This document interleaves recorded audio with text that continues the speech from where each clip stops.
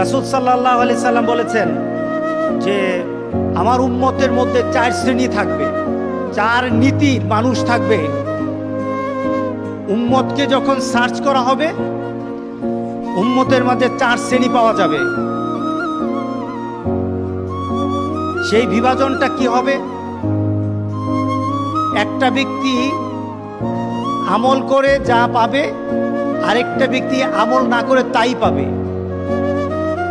একটা ব্যক্তি তার অর্থ দিয়ে, তার সম্পদ দিয়ে, তার আমল দিয়ে, তার চিন্তা দিয়ে নিজের আখিরাতের, নিজের আমলের মধ্যে যা অর্জন করতে পারবে। আরেকটা ব্যক্তি ঠিক বিপরীত, তার কিছুই নেই কিন্তু সমান সমান তার পর্যায়ে চলে আসবে। দেখা যাবে একটা লোক তার ইলম এবং অর্থ দিয়ে যা পায়, আরেকটা লোক ইলম এবং অর্থবিহীন তাই পায়, সমান সমান হয়ে যাবে। পেছনে কারণটা কি? পেছনে কারণটা হলো নিয়ত। পেছনে কারণটা কি? আপনার আমাদের নিয়তের কারণে দেখা যাবে পার্থক্য হয়ে যাবে। এই হাদিসটার এত গুণ, এত মান, এত অবস্থান হাদিসটার। এই হাদিস দিয়ে যদি আমি যাচাই করি আমাদের সমাজ, দেখা যাবে 4 শ্রেণী আমাদের সমাজে অনেকে আছে। রাসূল সাল্লাল্লাহু আলাইহি সাল্লাম সেই 4 শ্রেণীর মাঝে প্রথম যে শ্রেণীর কথা বলেছেন, রাসূল বলেছেন ক্বালা ইন্নামাদ দুনিয়া লিআরবাতি নাফর। রাসূল সাল্লাল্লাহু আলাইহি সাল্লাম আমাদেরকে জানালেন, তিরমিজির হাদিস, যে আমাদের সমাজে 4 শ্রেণীর মানুষ আছে। কয় শ্রেণী? 4 শ্রেণী। একদিন রাযাকাহুল্লাহু মালান ওয়া ইলমা। প্রথম শ্রেণীর মানুষ হলো আল্লাহ সুবহানাহু ওয়া তাআলা তাকে মালও দিয়েছেন, ইলমও দিয়েছেন। দেখুন কয়টা জিনিস, মাল এবং ইলম, দুটো জিনিস একসাথে তাকে দান করেছেন। ফাহুয়া ইয়াত্তাকি ফীহি রাব্বুহু, সে আল্লাহকে ভয় করে, তার মধ্যে তাকওয়া আছে। প্রত্যেকটি দান, প্রত্যেকটি মর্যাদা, প্রত্যেকটি কাজ কাল হাসরের দিন আল্লাহ সুবহানাহু ওয়া তাআলা নাপ দিবেন। এই নাপের নাম হলো নিয়তের উপর নাপ দেওয়া হবে। নিয়তটা ভালো, সবকিছু ভালো হয়ে যাবে। নিয়তটা যদি খারাপ হয়, আপনি যে কোনো পজিশনে থাকেন, আপনার যে কোনো অবস্থায় থাকেন, আপনি যত বড় হুজুর হন, কাজ হবে না, কাজ হবে না। আপনার নিয়তের কারণে দেখা যাবে সব শেষ হয়ে গেছে, বরবাদ হয়ে গেছে।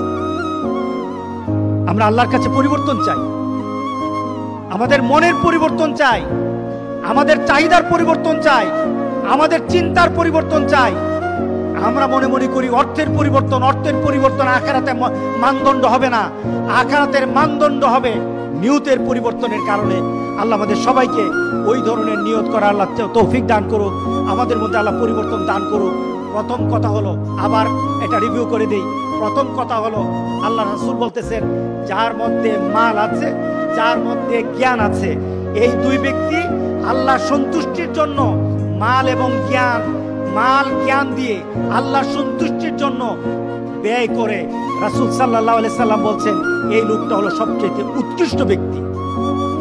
আরেকটা ব্যক্তি দ্বিতীয় শ্রেণী, তার মাল নাই, তার সম্পদ নেই, কিন্তু তার জ্ঞান দিয়ে সে এই চিন্তা করে যে আমার যদি সম্পদ থাকতো তাহলে আমি ওই ব্যক্তির মতো দান করতাম, ওই ব্যক্তির মতো দিনের খেদমত করতাম, ওই ব্যক্তির মতো মানবতার কাজ করতাম। এই চিন্তার কারণে দান করতে পারে না, চিন্তার কারণে প্রথম ব্যক্তির সমান মর্যাদা আল্লাহ দান করে দিবেন। তৃতীয় ব্যক্তি, তাকে আল্লাহ মাল দিয়েছেন কিন্তু সুবুদ্ধি তার মধ্যে উদয় হয় নাই, সে ভালো বুদ্ধি করতে পারে নাই, তার বিবেক দিয়ে আল্লাহ সন্তুষ্টি অর্জন করতে হবে এই চিন্তা সে করতে পারে নাই। রাসূল সাল্লাল্লাহু আলাইহি সাল্লাম বলেছেন সে মাল ব্যয় করে আল্লাহর সন্তুষ্টির জন্য নয়, মানুষকে দেখানোর জন্য, মানুষ থেকে বাহবা পাওয়ার জন্য। এই ধরনের মানুষ যারা দিনের ব্যাপার, যারা তাদের এলেমকে, এলেম ব্যতীত সম্পদ ব্যয় করে, তারা হলো পৃথিবীর মধ্যে সবচেয়ে নিকৃষ্ট মানুষ। পৃথিবীর মধ্যে সবচেয়ে নিকৃষ্ট মানুষ যে নিজের চাহিদা পূরণের জন্য ব্যয় করে, আল্লাহ সন্তুষ্টির জন্য করে না। তৃতীয় ব্যক্তি। চতুর্থ ব্যক্তি, যাকে আল্লাহ সুবহানাহু ওয়া তাআলা মালও দেয় নাই, জ্ঞানও দেয় নাই, কিন্তু সে চিন্তা করে যে আমার যদি সম্পদ থাকতো, আমার যদি সম্পদ থাকতো তাহলে আমি ওই তৃতীয় শ্রেণী ব্যক্তির মতো সিনেমা হল করতাম, গানের আসর করতাম, সুয়ার আড্ডা করতাম, তাসের আড্ডা করতাম, এই ধরনের খেলার আয়োজন করতাম। এইভাবে চিন্তা করে সে নিজেকে তৃতীয় শ্রেণীর ব্যক্তির সমতুল্য মনে করে, নিজেকে মনে মনে চিন্তা করে তার মতো আমি হতে পারতাম যদি আমার সম্পদ থাকতো।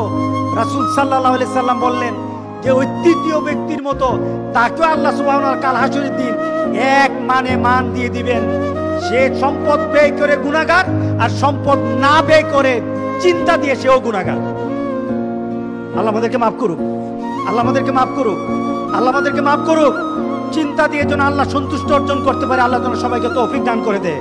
আল্লাহ আমাদের চিন্তার মধ্যে যেন আখিরাতের চিন্তা, রাসূল সাল্লাল্লাহু আলাইহি সাল্লামকে, রাসূল সাল্লাল্লাহু আলাইহি সাল্লামের রেখে যাওয়া চিন্তার প্রভাব, আল্লাহকে পাওয়ার জন্য চিন্তা যেন আমরা ব্যয় করতে পারি। এই ইলম যেন আল্লাহ আমাদের সবাইকে